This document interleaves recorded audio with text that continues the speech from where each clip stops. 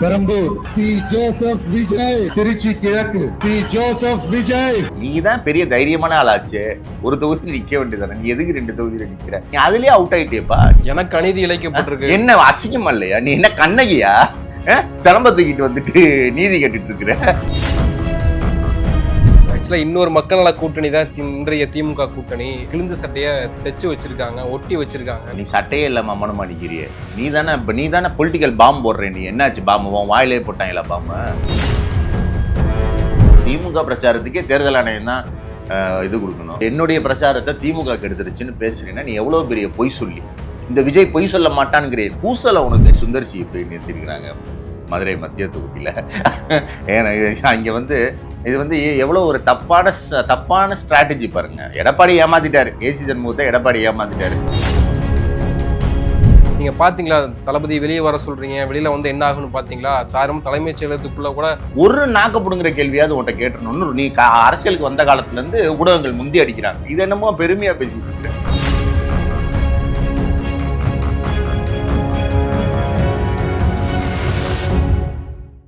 South beat நேயர்களுக்கு வணக்கம். இன்றைய காலையில் நாம் சிந்திக்கப்பவர் திராவிட இயக்க சிந்தனையாளர், எழுத்தாளர், பேச்சாளர் திரு டானோஷக் அவர்கள். வணக்கம். திமுகவினுடைய வேட்பாளர் பட்டியல் ஒரு 60 மேற்பட்ட வேட்பாளர்கள் புதுமுகங்களா அறிமுகப்படுத்தப்பட்டிருக்காங்க. இன்னொரு புறம் பெண்களும் நிறைய பேர் இருக்காங்க. 18 பெண்கள் இருக்கிறதாக சொல்லப்படுது. மருத்துவர்கள், பொறியியலாளர்கள், பட்டதாரிகள் அப்படின்னு பிஹெச்டி முடிச்ச ஆட்கள் நிறைய பேர் அதில் இருக்காங்க. நிறைய அமைச்சர்கள் இந்த டைம் இடம்பெறலை. அது பொன்முடியிலிருந்து காந்தியிலிருந்து மனோ தங்கராஜ் போன்ற ஆட்கள்லாம் இடம்பெறலை. அவங்களுக்கெல்லாம் சீட் கொடுக்கப்படலை. நிறைய ஸ்ட்ராட்டஜி, நிறைய வியூகங்கள்லாம் வகுக்கப்பட்டு நிறைய திட்டங்களுக்கு பிறகுதான் வேட்பாளர் பட்டியல் அறிவிக்கப்பட்டிருக்கு. அதை பற்றி பேசணும். ஆனால் இப்போது விஜய் அவர்களும் தன்னுடைய வேட்பாளர் பட்டியலை அறிமுகப்படுத்தியிருக்காரு. 234 தொகுதிகளிலும் போட்டிடுறாங்க. விஜய் பெரம்பூர் மற்றும் திருச்சி கிழக்குல போட்டியிடுறாரு. ஆர்டி சேகர், இனிகோ இறுதியராஜ் இருவரையும் எதிர்த்து போட்டியிட போறாரு. களம் எப்படி இருக்க போதா பார்க்குறீங்க? நீங்க திமுக வேட்பாளர் பட்டியலை பற்றி பேசும்போது விஜயோட வேட்பாளர் பட்டியலை பற்றி பேசுவதே ஒரு பொருந்தா ஒப்பீடாக நான் பார்க்குறேன். இது 234 தொகுதினா தமிழருவி மணியன் கூட 234 தொகுதியில் நின்றுருக்கிறாரு, விசில் சின்னத்தில் நின்றுருக்கிறதா கேள்விப்படுறோம். அது மாதிரி தான் இந்த பட்டியலையும் நம்ம பார்க்க வேண்டியிருக்கே தவிர, அதுவும் போக இந்த பட்டியல் விஜயினுடைய பட்டியலில் நிறைய ஆர்எஸ்எஸ்காரர்கள், குறிப்பாக கோயம்புத்தூர் சிங்காநல்லூர் தொகுதியிலலாம் பியூர் ஆர்எஸ்எஸ். இன்னொன்று இந்த சங்கி நிர்மல்குமாருக்கு கொடுத்துருக்க தொகுதியை பாருங்கள், திருப்பரங்குன்றம்.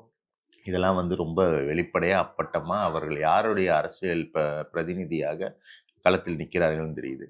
ஆனால் அந்த பேச்சில் ஒட்டுமொத்தமாக ஒரே ஒரு காமெடி என்ன அப்படின்னா, மக்களையெல்லாம் பார்த்து கான்ஃபிடென்ட்டாக இருங்கன்றாரு.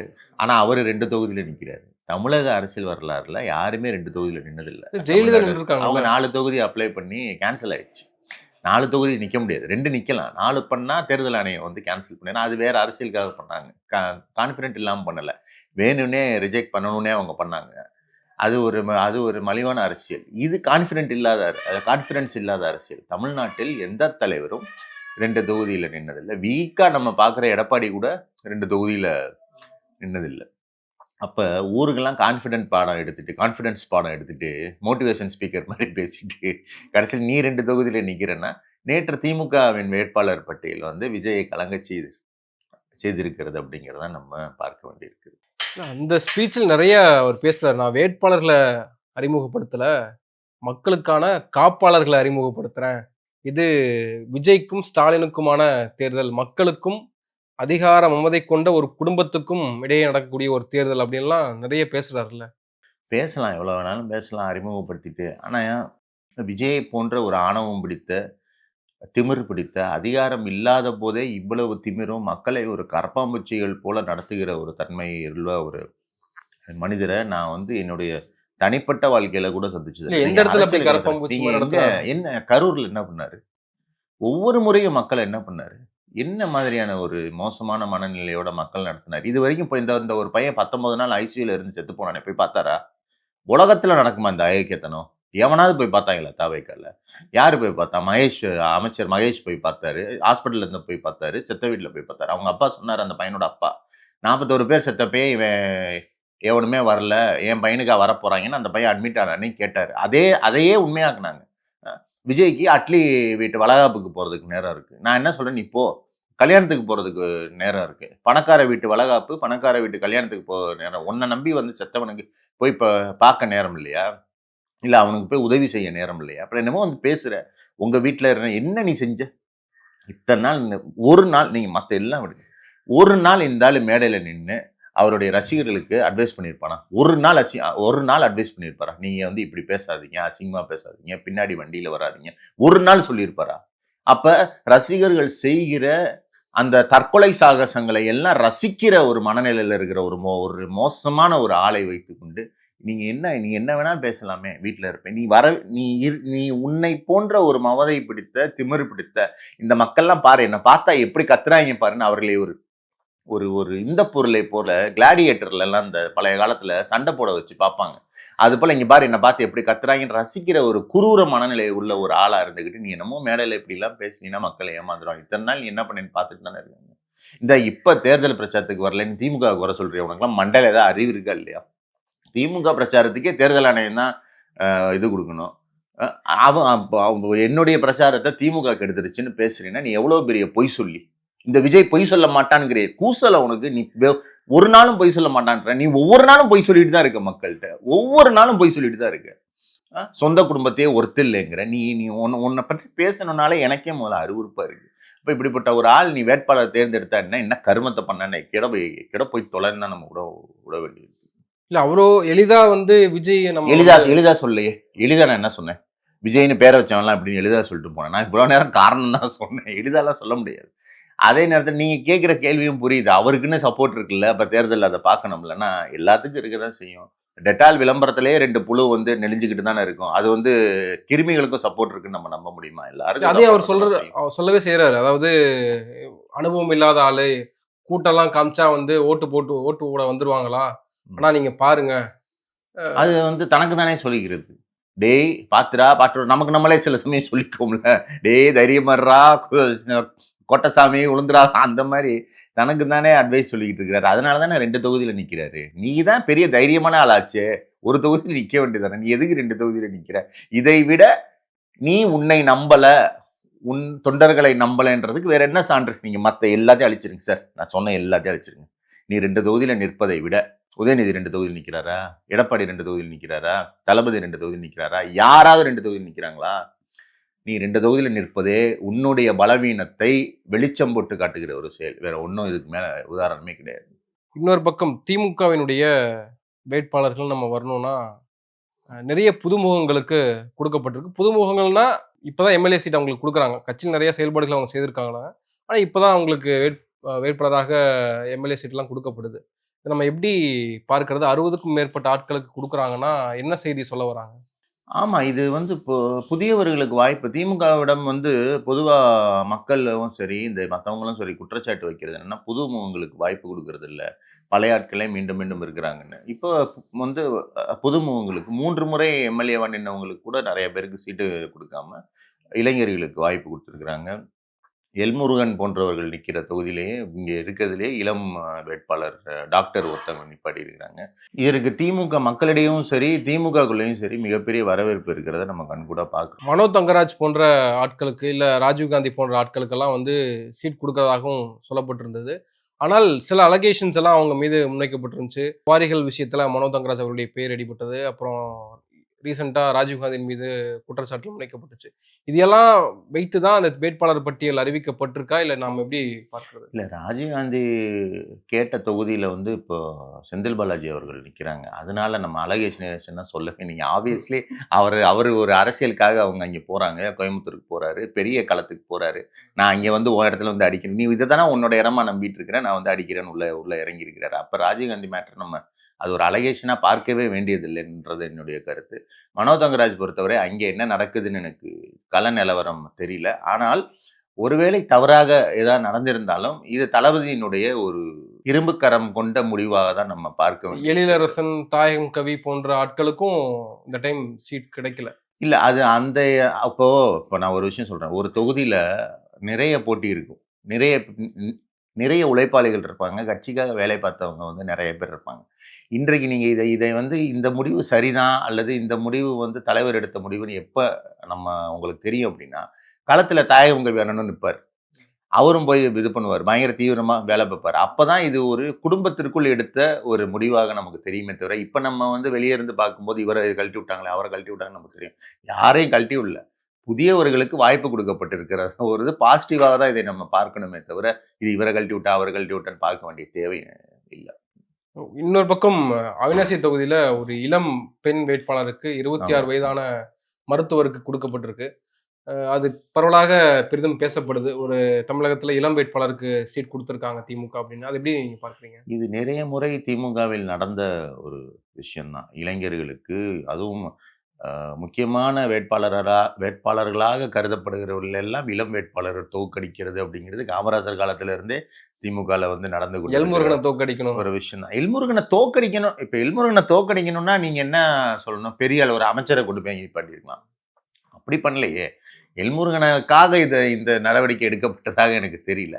ஆனால் ஒரு இளைஞர் நீங்க அந்த இடத்துல ஒரு இளைஞரை போட்டிருப்பது என்பது ஒரு முக்கியமான ஒரு விஷயம். அவர் ஒரு மத்திய அமைச்சர். அவரை கொண்டாந்து இங்க நிப்பாட்டி இருக்கிறாங்க. முதல்ல மத்திய அமைச்சர் எதுக்கு வந்து எம்எல்ஏ எலெக்ஷன்ல நிக்கிறாருன்றதுல அவங்களுக்கு தான் ஆள் இல்ல. நீங்க ஒரு ஒரு கேலி கூத்து பார்த்தீங்கன்னா, நேத்துலாம் எனக்கு இந்த தமிழிசை அவர்களுடைய பிரச்சாரத்தை பார்க்கும்போது ரொம்ப பாவமா இருந்துச்சு. எப்படி எக்ஸ்ப்ளாய்ட் பண்றாங்க பாருங்க. ஒரு அம்மா ஒரு கட்சியில இருக்கிறாங்க. இதுவே ஒரு பார்ப்பன பெண்ணுக்கு நடக்காது. நிர்மலா சீதாராமனுக்கு நடக்காது. நிர்மலா சீதாராமனுக்கு வந்து நிக்க விடுவீங்களா? ஒரு எம்எல்ஏ எலெக்ஷன்ல மத்திய அமைச்சரை ரிசைன் பண்ணிட்டு. இவங்கன்றதுனால தானே கவர்னர் பதவி ரிசைன் பண்ணிட்டு அவங்களும் நீங்க சொல்றதை கேட்டுக்கிட்டு எம்எல்ஏக்கு சுத்திட்டு இருக்கிறாங்க. இது எங்கேயாவது நடக்குமா? இது இப்ப இதை பார்க்கவே ஏதோ நம்ம வீட்டுல ஒருத்தங்க இருப்பாங்க. நமக்கு அவங்கள பிடிக்காது தான். ஆனால் நம்ம வீட்டு பெண்ணுக்கு நடக்கிற ஒரு அநீதியா நம்ம பார்க்க வேண்டியிருக்குது. அப்படிதான் இந்த எல்முருகன் இவங்களுக்கெல்லாம் நடக்கிற இந்த விஷயத்தை நம்ம பார்க்க வேண்டியிருக்குது. மற்றபடி இவர்களை தோற்கடிக்கிறதுக்கு இவங்க தான் வேணும் அப்படின்லாம் இல்லை. ஏதோ அவங்க ஜெயிக்க போற மாதிரி நீங்க கேட்டுட்டு இருக்கிறீங்க. அது இல்லை. இதை நம்ம பார்க்க வேண்டியது திமுகவின் வேட்பாளர்கள் மக்களிடையே இது மக்களுடைய ஆதரவை பெறுகிறேன். இவங்கள தோக்கடிக்கணும் அவங்கள தோக்கடிக்கணும்ன்ற எண்ணம் இல்லை. அவர்கள் ஜெயிக்க போகிறார்கள். கரூர்ல இருந்து செந்தில் பாலாஜி அவர்கள் வந்து கோவை தெற்கு போறார் அப்படின்னா அது ஒரு மெசேஜ் தானே. அதுக்கு நீங்க திருப்பி கோயம்புத்தூரை கிளைம் பண்ணிக்கிட்டே இருக்கீங்களே. கோயம்புத்தூர் தான் எங்களோட இதுன்னு. நீங்க ஆர்எஸ்எஸ் லீடர் போனாலும் அங்க போய் எங்க தங்குவார் தெரியுமா? விஜயுடைய வேட்பாளர் இருக்கிறார்ல, வேட்பாளர் அறிவிச்சிருக்கிறாங்க சிங்காநல்லூர்ல. அவங்க அப்பா வீட்டில தான் ஆர்எஸ்எஸ் தலைவர் போய் தங்குற இடம். அப்ப அதை நீங்க கிளைம் பண்றீங்களா? ஒரு குண்டுவெடிப்பு நடந்துருச்சுன்றனாலேயே இங்க நாங்க கலவர பூமி ஆக்க நீங்க ட்ரை பண்றீங்களா? அதை நல்லிஃபை பண்ற ஒரு பாசிட்டிவ் ஆக்ஷன், அஃபர்மேட்டிவ் ஆக்ஷனாக தான் இதை நம்ம வந்து நிச்சயம் பார்க்க வேண்டியது. கோவை தெற்குல செந்தில் பாலாஜி போட்டியிடுகிறாருன்னு வானதி முன்கூட்டியே கணிச்சிட்டாங்களா? இருக்கும். ஏன்னா இருக்கும். 100க்கு 100 இருக்கும். ஏன்னா நான் கரூருக்கு ஒரு கூட்டத்துக்கு போறப்பே அங்க இருந்த திமுக காரங்க கிட்ட இந்த பேச்சு வந்து பரவலாக இருந்தது. அதனால வானதி பல்டி படிச்சது சேஃபா போயிருவோன்றது. ஏற்கனவே கோவை தெற்குல வெற்றி பெற்றாங்க அவங்க. எப்படி வந்து ஒரு ஒரு வீட்டுல கல்யாண வீடுன்ற வீட்டுல நடக்கிற பாட்டு பக்கத்து தெருலையும் கேட்குமோ, அது போல செந்தில் பாலாஜி அவர்களுடைய தொகுதியில இருக்கிற வெற்றிங்கிறது வானதியின் வெற்றியை நிச்சயம் பாதிக்கும் அப்படிங்கிறதுல எந்த மாற்று கருத்துமே கிடையாது. முதலமைச்சர் மு.க. ஸ்டாலினுடைய இந்த வேட்பாளர் தேர்வு முறைகள் இருக்கு இல்லையா, ரிப்போர்ட்ஸ் நிறைய வந்திருக்கு. அதன் அடிப்படையில தான் இந்த நடவடிக்கைகள் எடுக்கப்பட்டிருக்கு. அப்படி உளவுத்துறையினோட ரிப்போர்ட்டு, கட்சி நிறைய ஸ்ட்ராட்டஜிஸ்டோட ரிப்போர்ட்டு, இதெல்லாம் கணித்து அது தேர்தலில் எந்த அளவுக்கு அது ரிப்ளிகேட் ஆகும்னு நினைக்கிறீங்க? இல்ல ரொம்ப ஆகும். இப்ப நான் வந்து நீங்க இவரே விட்டுருங்க, தலைவரே கூட விட்டுருங்க. நான் பார்த்த அளவுல இளைஞரணி செயலாளர் இருக்கார்ல, துணை முதல்வர் இருக்கிறார்ல, அவரே கூட ரொம்ப கீனா வாட்ச் பண்ணக்கூடிய ஒருத்தர். களத்துல ஒரு இளைஞரணியில பெரிய பொறுப்பு கூட பண்ண வேண்டியதில்ல. சின்ன பொறுப்புல இருக்கிறவர் கூட எப்படி செயல்படுகிறார் என்பதை ரொம்ப தெளிவாக தொடர்ந்து கண்காணித்துக் கொண்டிருக்கிறவர். அப்ப நீங்க தளபதியை பத்தி கேட்கவே வேணாம். அப்ப இது ஒரு ஒரு ஃபீட்பேக் பெறப்பட்டு அந்த ஃபீட்பேக்கின் பால் பாசிட்டிவாக எடுக்கப்பட்ட ஒரு முடிவாகத்தான் இதை நம்ம பார்க்க வேண்டியிருக்கிறது. But at end of the day இந்த வேட்பாளர் பட்டியல் அப்படிங்கிறது மிகப்பெரிய ஒரு ஒரு நம்பிக்கையை வந்து சும்மாவே 200 சொல்லிட்டு இருந்த ஆட்கள் காலில் சலங்கை கட்டி விட்ட மாதிரி தான் இந்த வேட்பாளர் பட்டியல் மிகப்பெரிய உற்சாகத்தை திமுக தொண்டர்களுக்கு கொடுத்திருக்கிறது. இந்த இனிகோ இறுதியராஜ் திருச்சி கிழக்கு மற்றும் பெரம்பூர் ஆர்டி சேகர் அங்கதான் விஜய் நிற்க போறாருன்னு திமுகவுக்கும் தெரிஞ்சிருக்கும் முன்னாடியே. இல்ல தெரியாது. எப்படிங்க தெரியும்? இதை மட்டும் என்னால் நம்பவே முடியல. ஏன்னா விஜய்க்கே தெரிஞ்சிருக்குமான்னு எனக்கு தெரியல. ஏன்னா நீங்க ஒரு கட்சி நீங்க நம்மளும் எவ்வளவோ கட்சி பார்த்துட்டு இருக்கிறோம். இந்தியாவில் நிறைய கட்சி இருக்கு. என்னென்னவோ கட்சி இருக்கு. ஏதாவது ஒரு கட்சியை பற்றிய செய்தி, தகவல்னு வந்து பார்த்துருக்கீங்களா? நீங்க ஏதாவது செய்தி, வதந்தி அல்லது தகவல்னு வந்து பார்த்துருக்கீங்களா? விஜய் நிற்கப் போவதாக தகவல், விஜய் வருவதாக தகவல், விஜய் சொல்வதாக தகவல், தாவேகா தொண்டர்களை அறிமுகப்படுத்த போவதாக தகவல், பிரச்சாரம் செய்ய, இப்படி எங்கேயாவது கேள்விப்பட்டிருக்கீங்களா? உங்களுக்கு செய்தி வரும், எல்லா கட்சியும் வராங்களா, செய்தி குறிப்பு அனுப்புவாங்க, எல்லா பத்திரிகையாளர்களுக்கும் செய்தி வரும், செய்தியா மக்களுக்கு அது பேரே செய்தி. அதனாலதான் மக்கள் அதை பார்க்கறான். வதந்தியை கேட்கணும்னா பக்கத்துல இருக்கவன்ட்ட கேட்பான். தாவேகா மட்டும்தான் செய்தி ஊடகங்களை வதந்தி பரப்புற ஊடகங்களாக பயன்படுத்தி கொண்டு இருக்குது. இவங்களும் அதுக்கு வந்து வளைஞ்சு கொடுக்குறாங்க. அப்படி இருக்கும்போது விஜய் ஏதோ பெரிய இதெல்லாம் தெரிஞ்சு பண்ணுவாருலாம் எனக்கு தெரியல. ஆனா நேத்து 2 தொகுதியில நிறுத்தது இந்த ஆர்டி சேகர் அங்கே நிறுத்திட்டாங்கன்ற ஒரு பயத்துல இருக்கலாம். ஆனால் அதற்கு அவர் ஆப்ஷனாக 2ல நின்று 2லையும் தோக்க போறாரு அப்படிங்கிறது தான் அவருடைய தேர்வு காட்டி இருக்கிறது. இல்ல 2 பேரும் வலிமையான வேட்பாளர்களாக இருக்கிறாங்க, விஜய் தோற்கடிக்க முடியும் நினைச்சுதானே திமுக செய்திருக்க முடியும் நான் கேட்கிறேன். இல்லைங்க, அப்படி பார்த்தா 234 வேட்பாளருமே திமுக வலிமையான வேட்பாளர் தான். யாரு வந்து வலிபற்ற வேட்பாளரா யாரு நிறுத்துற? இப்ப போய் சுந்தர்சி போய் நிறுத்திருக்கிறாங்க மதுரை மத்திய தொகுதியில. ஏன்னா அங்க வந்து இது வந்து எவ்வளவு ஒரு தப்பான ஸ்ட்ராட்டஜி பாருங்க. எடப்பாடி ஏமாத்திட்டாரு, ஏசி சண்முகத்தை எடப்பாடி ஏமாத்திட்டாரு. அவர் வந்து முதலியார்ப்பா, நீ வந்து முதலியார் கட்சிப்பா, நீனா மதுரை மத்திய தொகுதி எங்க தொகுதி தான். யாரு முதலியார் என்பதனால பிடிஆருக்கு ஓட்டு போறது இல்ல. பிடிஆர் முதலியார், ஆனா முதலியார் என்பதற்காக பிடிஆர் ஜெயிக்கிறது இல்ல. அப்படி இருக்கிறப்ப அவரை கொண்டு வந்து இங்க நிறுத்தி சுந்தர்சியினுடைய அந்த அறிவிப்பை பாருங்க. வேணே அவங்களுடைய அப்பாவுடைய ஜாதியை அதுல வந்து பிரகடனப்படுத்துறாங்க. குஷ்பு அதை ரீட்ரேட் பண்றாங்க திருப்பி அவங்க ஜாதியை. இதெல்லாமே ரொம்ப அசிங்கமா இருக்கு. ஆனா கள நிலவரம் அப்படி இல்லை. பிடிஆருக்கு ஓட்டு போடுறது முதலியார் என்பதற்காக இல்லை, அவர் பிடிஆர் என்பதற்காக. அந்த அறிவே இல்லாம தான் இவங்க எல்லாமே கேண்டிடேட் செலெக்ஷன் இது எல்லாமே பண்ணி கொண்டு இருக்கிறாங்க. திமுகவினுடைய ஸ்ட்ராட்டஜி என்பது இவன் அதுவான்னு இல்லாம மக்களிடையே மக்களுக்கு யாரு பிடிக்கும், மக்கள்கிட்ட யாரு வேலை. இப்ப இந்த 1000 விளக்குல எலிலன் டாக்டர் இருக்காரு, ஹி இஸ் இன்வின்சிபிள் அங்க. ஏன்னா அவ்வளவு வேலை பார்த்துருக்காரு. என்ன பவர்ஃபுல்னா என்ன இது பண்ணிட்டு இருக்கிறாரா? அவருடைய வேலை அவங்க என்னைக்கு அந்த புத்தகத்தெல்லாம் வெளியிட்டாரோ மக்களுக்கு அதை விட பெரிய ஒரு ஆவணமா சொல்லக்கூடிய ஒரு துணிச்சல் திமுகவினுடைய எம்எல்ஏவை தவிர யாருக்கு இருக்குது? அப்ப இதுதான் திமுகவினுடைய தனித்தன்மையா நான் பாக்குறேனே தவிர இவர்கள் எல்லாமே அவுட் ஆஃப் தி கேமா தான் நம்ம எடுத்துக்கொள்ள வேண்டியது. ஏன்னா எடப்பாடி வந்து பெரம்பூர் தொகுதியில பாமகவுக்கு எடுத்து கொடுத்தாரு இல்லையா? அது அந்த ஸ்ட்ராட்டஜி இல்ல. நீங்க எம்பி எலெக்ஷனே பார்த்தாலும் ஒரு நல்ல தலைமைன்றது நீங்க 2-3 விஷயத்துல பார்க்கலாம். நீங்க வேட்பாளர் பட்டியல்லையே இன்னைக்கு எடப்பாடி அறிவிச்ச வேட்பாளர் பட்டியல்னாலும் விஜய்னாலும் சரி, முதல்ல தங்கள் பேரை சொல்றது எடப்பாடியும் முதல்ல. நீங்க திமுக பட்டியல் எடுத்தீங்கன்னா 164வது பேர் தான் தலைவருடைய பேரு. இதுதான் வந்து ஒரு ஆல்பா. பதவியேற்கும் போது இருந்த அதே துணை ஆல்பா தலைமை. ஒரு நான் தான் ஃபர்ஸ்ட். இப்போ எங்க இதுல எப்படி இருக்குன்னா, நமக்கு பின்னாடி தலைவர் இருக்காங்கன்ற தைரியம் எங்களுடைய தொண்டர்களுக்கு இருக்கு, எங்களுடைய வேட்பாளர்களுக்கு இருக்கு. இங்க எப்படின்னா எனக்கு பின்னாடி இவ்வளவு பேர் இருக்காங்கன்ற தைரியத்துல இவங்க இருக்கிறாங்க. இது முன்னாடி இத்தனை வேட்பாளர்கள் இருக்காங்க. அது போக நீங்க எம்பி எலெக்ஷன்லயே திமுக தொடர்ந்து ஜெயித்து கொண்டிருந்த தொகுதிகளை தான் கூட்டணிக்கு கொடுத்துட்டு ஒரு சவாலாக மற்ற இடத்த வாங்கிக்கிட்டு ஜெயிச்சு காட்டின தலைவர். அதே போலதான் இப்பயும் கன்னியாகுமரியெல்லாம் நிறைய இடத்துல ஜெயிச்சதை வந்து கூட்டணிக்கு கொடுத்துருக்கிறாரு. ஸோ இது எல்லாமே ஒரு தலைமை பண்பாவே நீங்க டிஃபரன்ஸ் பார்க்கலாம். எடப்பாடிக்கும் இருக்கும் தலைவருக்கும் சரி. விஜய் 2 இடத்துல நிற்பது எப்படி ஒரு வீக்னஸை காட்டுதுங்கிறது. இந்த அண்ணாமலை வந்து போய் கம்ப்ளைண்ட் பண்ணியிருக்கிறதா கேள்விப்பட்டேன். பாஜக எல்லா சப்பையான இடமா தள்ளி விட்டாங்க. ஸோ இது எல்லாமே நீங்க கூட்டி கழிச்சு அவருக்கு சீட்டு கொடுக்கப்படல. அண்ணாமலை நீங்க 2 மாசத்துக்கு முன்னாடி அப்பாக்கு முடியலன்னு லீவ் போட்டு போனாலு அதுவே ஃப்ராடு. நீ உனக்கு சீட்டு கொடுக்கலன்னா உன் கட்சிக்காரனே உன் நம்ப மாட்டான். இதுக்கு நம்ம எடப்பாடியை பழி சொல்ல முடியாது. சரி, எடப்பாடி 1008 பண்ணலாம். ஆனா அண்ணாமலைக்கு சீட்டு கொடுக்காது. அண்ணாமலையை கழட்டி விட்டதுக்கெல்லாம் வந்து அவர் மேல எல்லா கேஸையும் அவர் மேல எழுத முடியாது. அண்ணாமலையுடைய ட்ராக் ரெக்கார்டு அப்படி.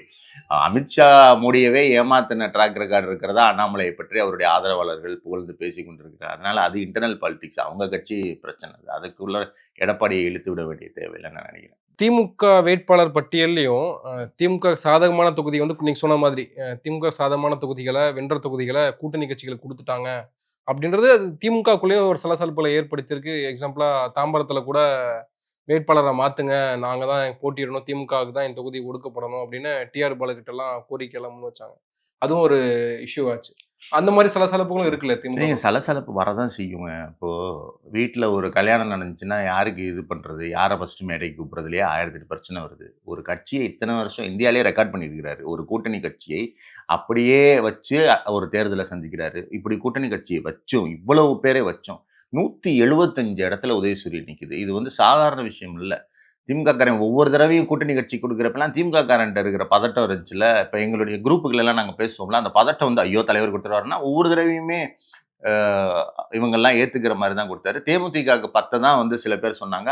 அதற்குமே திருமாவளவன் அவர்கள், நீங்க நீங்க திமுக தரப்புல கூட விளக்கம் குடுக்கல.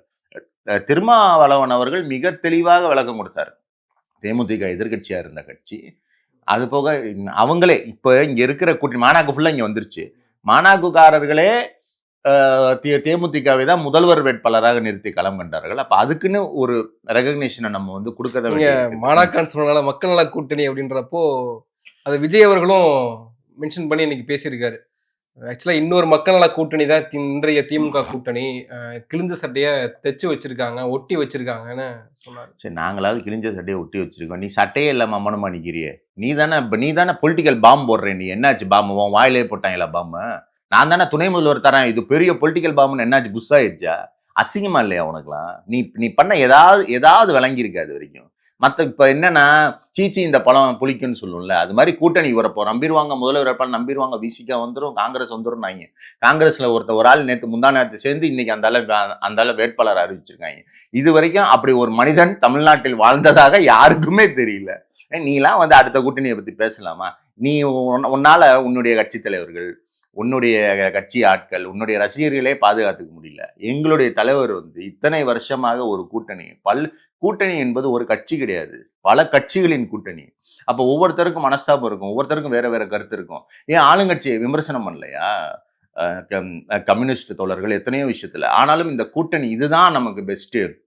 டெமோக்ரஸிங்கிறது என்ன இருக்கிறதுலே ஃப்ளாலஸ் கவர்மெண்ட் இல்லை, பெஸ்ட் கவர்மெண்ட். அப்போ இதுதான் நமக்கு பெஸ்ட் ஆப்ஷனு. பிஜேபி எதிர்க்கணும்னா இன்னைக்கு இந்தியாவிலே இவர் ஒருத்தர் தான் தலைவர்ன்றதுல ரொம்ப தெளிவாக இருக்கிறாங்க, தேர்ந்தெடுத்துக்கிறாங்க, தொடர்ந்து பயணிக்கிறாங்க. 6 சீட்டை 5 ஆக்கணும் கூட நிற்கிறாங்க. நீ துணை முதல்வர் தருவேன்னு கூவி ஊத்து யாருமே வரலையே உங்ககிட்ட. அசிங்கமா இல்லை? இப்போ நீ தான் கண்ணாடியை பார்த்து பேசணும். சட்டம் இல்லாமல் நம்ம நிற்கிறோமே, நீ தான் கண்ணாடியை பார்த்து பேசணுமே தவிர இன்னொரு கூட்டணியை பார்த்து கிழிஞ்சிருச்சு வந்துருச்சுலாம் பேசுறது இந்த சின்ன பிள்ளைங்க வந்து கத்திக்கிட்டே ஓடுவாங்க, இல்லை டயர் வண்டி ஓட்டிக்கிட்டு, அந்த மாதிரி தான் எனக்கு தெரியுதே தவிர வேற ஒன்றும் இதில் ஒரு முதிர்ச்சியோ இதில் வந்து இவர் வந்து பெரிய தனக்குத்தானே பில்டப் கொடுத்துருக்கிறார். தனக்கும் ஸ்டாலினுக்கும் நடக்கிற ஒரு என்ன தேர்தல்? நாகரிகமான ஜனநாயக தேர்தல். ஏன் குளத்தூர்ல போய் நிற்க வேண்டியதானே? சரி, நீ குளத்தூர் ஒரு தொகுதியில நிற்க வேண்டியதானே? ஒரு தொகுதியில நில்லு. நீ அதுலயே அவுட் ஆயிட்டேப்பா. நீ கேம் ஆரம்பிக்கிறதுக்கு முன்னாடி அவுட் ஆயி நீ 2 தேர்தல நிப்ப. சரி, 2லயுமே ஜெயிச்சிட்டேன்னா ஒன்னு வந்து இது பண்ணுவேன். யாரு அப்ப வீட்டு காசு? அது இன்னொரு இடத்துல இன்னொரு தடவை தேர்தல் நிறுத்துறது எவன் அப்ப வீட்டு காசு? நீ தருவியா? இன்னொன்னு எனக்கு என்ன புரியல, எல்லாத்தையும் விட்டு ஏழைகளுக்கு எழுதி கொடுத்துட்டியா? எனக்கு அநீதி இழைக்கப்பட்டிருக்கு. என்ன அசிங்கமா இல்லையா? நீ என்ன கண்ணகியா? சிலம்ப தூக்கிட்டு வந்துட்டு நீதி கேட்டுட்டு இருக்கிற உன்னை என்னையா பண்ணாங்க? ஒண்ணுமே பண்ணலையடாங்க. நீயா தானடா எல்லாத்துக்கும் அடித்து நீ தானடா இழைச்ச. என்னமோ கண்ணகி மாதிரி தூக்கிட்டு வந்து நியாயம் கொடுக்கிட்டு மக்கள்கிட்ட கேட்டுட்டு இருக்க. அதான் இது ஒரு கேலி குத்துங்க, இது ஒரு காமெடிங்க. இதை வந்து அரசியல்ல ஒரு தமிழ்நாடு இதை சந்திக்க இருப்பதே தமிழ்நாட்டின் ஒரு கேவலமாக நான் பாக்குறேன். தலைமைச் செயலகத்துல வந்து மீடியாக்காரங்க வந்து விஜய நெருக்கினதெல்லாம் பார்க்க முடியுது இல்லையா? அது வந்து அவங்களே சொல்றாங்க. நீங்க பாத்தீங்களா, தளபதி வெளியே வர சொல்றீங்க, வெளியில வந்து என்ன ஆகுன்னு பாத்தீங்களா? சாரும் தலைமைச் செயலகத்துக்குள்ள கூட அவரால் நிம்மதியா போக முடியல, அந்த அளவுக்கு நெருக்கடியா இருக்கு, ஊடகங்கள் வந்து நெருக்குறாங்க, அவர் மீதான ஆர்வம் அந்த அளவுக்கு இருக்குன்றாங்கல்ல. ஆமா, நீங்க இப்போ பிரஸ் மீட் கொடுக்கணும். டேய் எதுக்காவது பதில் சொல்றான்னு ஊடகம் வந்து மைக் பண்ணிட்டுறாங்க. ஏன்னா எதுவுமே பிரஸ் மீட்டே கொடுக்க மாட்டேங்குது. இப்ப வந்து மோடி போனாலும் அப்படிதான் போவாங்க. இப்ப பிரஸ் மீட்டே கொடுக்கலங்க. நீங்க இன்னைக்கு நீ பேசுறிய, இப்ப ஒன்றும் இல்லை, நான் ஒரு சிம்பிளான கேள்வி கேட்குறேன். இன்றைக்கு விஜய் போய் ஒரு ப்ரெஸ் மீட் கொடுத்தா ஃபர்ஸ்ட்டு ப்ரெஸ்காரங்க என்ன கேள்வி கேட்பாங்க? ஏன்பா கான்ஃபரன்ஸாக உன்னுடைய தொண்டர்களுக்கு சொல்கிறியே 2 அப்போ இதுக்கு வந்து பதில் இருக்காது விஜய்கிட்ட. அதுப்போ நீ என்ன பண்ணுற? ப்ரெஸ் மீட்டை அவாய்ட் பண்ணிடுற. நீ ஒரு ஃப்ராடு. உன்ட்ட எப்படியாவது ஒரு கேள்வி கேட்டுறணும், ஒரு நாக்கப்படுங்கிற கேள்வியாவது உன்ட்ட கேட்டுறணும்னு நீ அரசியலுக்கு வந்த காலத்துலேருந்து ஊடகங்கள் முந்தி அடிக்கிறாங்க. இது உன் மீதான இருக்கிற ஆர்வம் இல்லை, உன்னை எப்படியாவது பிடிச்சி ஒரு கேள்வி கேட்டுறணும்னு பார்க்குறாங்க. இது என்னமோ பெருமையாக பேசிகிட்டு இருக்கிற. இது இது ரொம்ப இது என்ன, இங்க பாருங்க, அந்த தெருக்குள்ள போனாலே என்ன கல் அவுட் அடிப்பாங்க தெரியுமான்னு ஒருத்தன் பெருமையா பேசினா எப்படி இருக்குமோ அது மாதிரிதான் இருக்கு. அது போக இந்த கூட்டம் நடக்குது இல்ல, இந்த கூட்டம் வந்தது. நீங்க இன்னொரு விஷயம் கவனிச்சிருக்கீங்களா? என்னைக்காவது கல்யாணத்துக்கு போறப்ப நடந்திருக்கா? வளகாப்புக்கு விஜய் போறப்ப நடந்திருக்கா? எப்ப இந்த அரசியல் நிகழ்ச்சிக்கு வந்தா மட்டும் நடக்கும். ஏன்னா இது வந்து பச்சையான ஃப்ராடு, அரங்கேற்ற வேலை இது. இவங்க வந்து பண்ணிக்கிட்டு அரங்கேற்றிட்டு இருக்காங்க இத. இது வந்து உண்மையாக நடக்கிற ஒரு பரபரப்பு கிடையாது. நீங்க மத்த நேரத்துல எல்லாம் போயிட்டு வந்துருவாரு. தலைவன் வந்து வளகாப்புக்கு போனா போயிட்டு வந்துருவாரு. கல்யாணத்துக்கு போனா அழகா நடந்து அவர் பாட்டுக்கு போயிட்டு வர்றாரு. ஆளே இருக்காது. இங்க வந்தா மட்டும் இவருக்கு அப்படியே கூட்டம் தள்ளிடுவாங்க. இது பண்ணி சும்மா ஏமாத்தி பொய்ய மட்டுமே சொல்லிட்டு இருக்கிற ஒரு ஃப்ராடு கட்சிங்க அது. அதை வந்து அதை பற்றி பேச வேற ஒன்றும் இல்லை. நன்றி. நிறைய விஷயங்களை பகிர்ந்துருக்கீங்க. நன்றி.